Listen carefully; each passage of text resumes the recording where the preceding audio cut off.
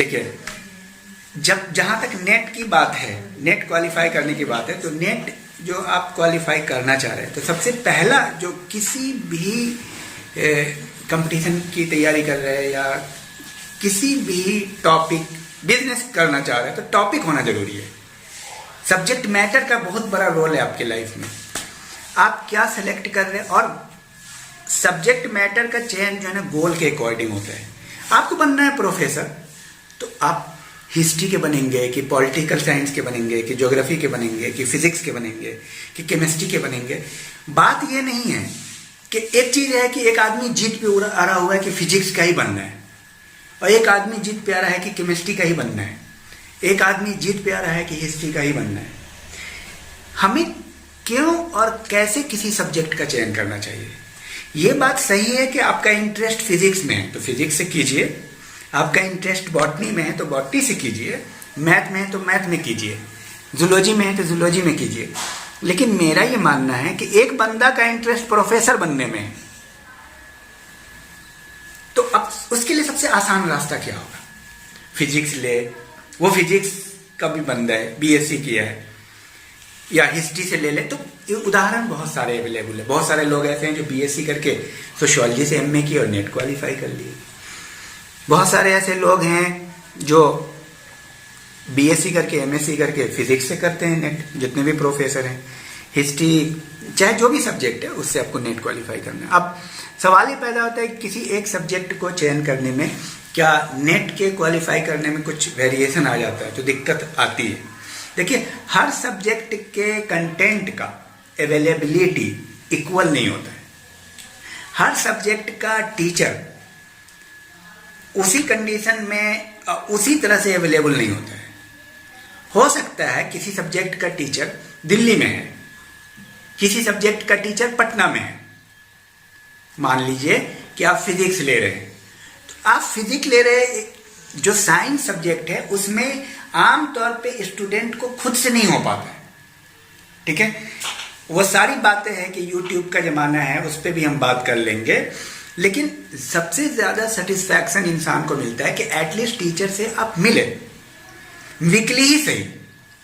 Teacher से जब आप मुलाकात करते हैं तो आपको एक सेल्फ सेटिस्फैक्शन होता है कि ये टीचर है, ये खुद नेट क्वालिफाई है, ये कहीं पढ़ा रहा है। उसके बाद आप उसकी तैयारी करते हैं तो आपको एक सेटिस्फैक्शन मिलता है। लेकिन मान लो कोई बंदा यूट्यूब में आपको पढ़ा रहा है फिजिक्स, तो सेटिस्फैक्शन लेवल में वेरी करता है एक व्यक्ति। वरना ऐसा नहीं होता कि जितने भी क्लासेज हैं जो हो रहे हैं पूरी दुनिया में, वो सारे बंद हो जाते हैं और सब यूट्यूब पे आ जाते हैं। यूट्यूब भी चलता रहेगा और वो सारे क्लास, स्कूल भी चलते रहेंगे, कॉलेज चलते रहेंगे, यूट्यूब भी चलते रहेंगे। कोई किसी का बदला नहीं है कि भाई यूट्यूब आ गया तो टीचर के पास नहीं जाएंगे। टीचर को एकदम सामने में जाकर के उससे बात को समझना, यूट्यूब में बात को समझना।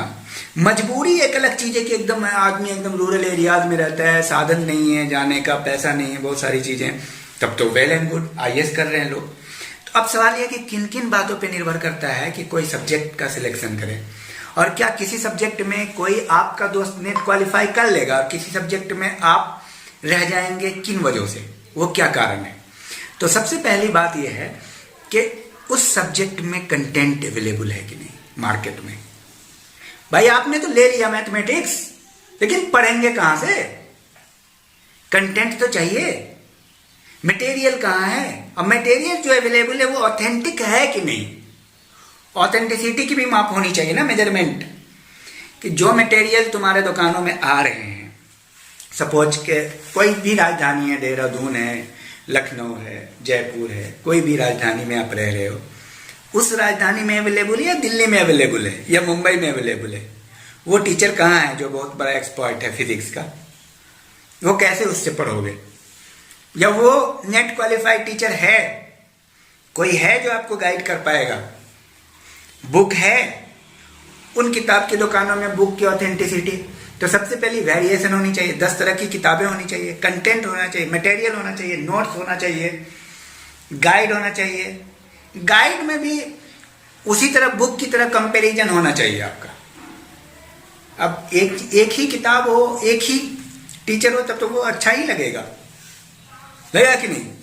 लेकिन जहां 10 किताब है तब आपको सिलेक्ट करना है, जहां 5 टीचर है और तब आपको सिलेक्ट करना है, 5 में 3 नेट क्वालिफाई है और तब आपको सिलेक्ट करना है भाई इनसे पढ़ना है। समझ में आ रही बात?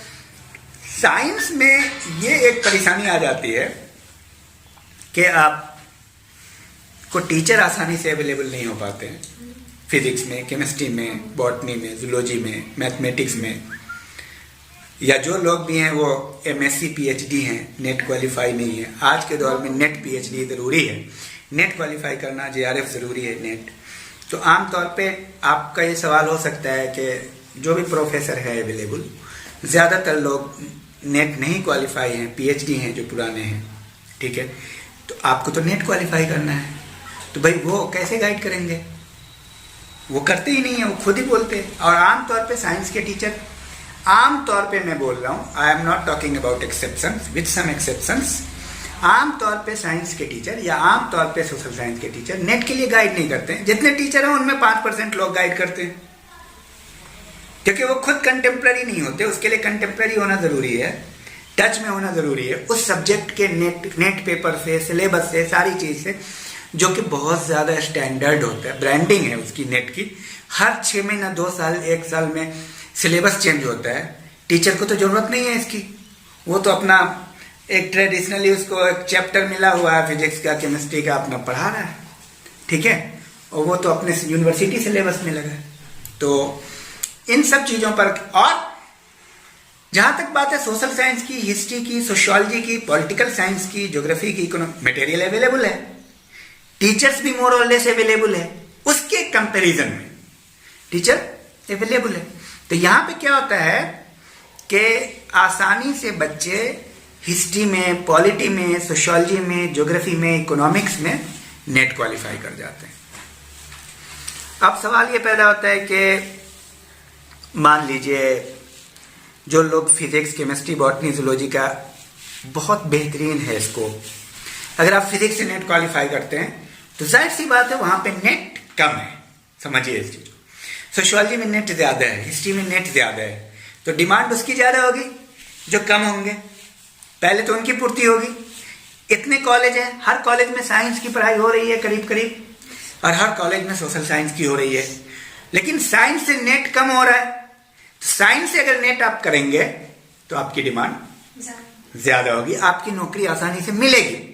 अब सवाल ही पैदा होता है कि नौकरी सिर्फ एक राज्य में बैठ के करने की जरूरत नहीं है। अगर आप नेट क्वालिफाई कर लेते हैं तो आपके लिए पूरी दुनिया है, पूरा भारत है, कहीं पे भी आप अप्लाई कीजिए, वहां आप प्रोफेसर रहेंगे, एक सम्मानजनक लाइफ है, वहीं रहेंगे, वहां पे आप जिंदगी गुजारेंगे, ठीक है। जैसे मान लिया कि आपका घर देहरादून है, आपने दिल्ली में जॉब कर लिया, आपका घर बनारस है, आपने देहरादून में जॉब कर लिया, तो जॉब की कमी नहीं है, कहीं ना कहीं हो जाएगा।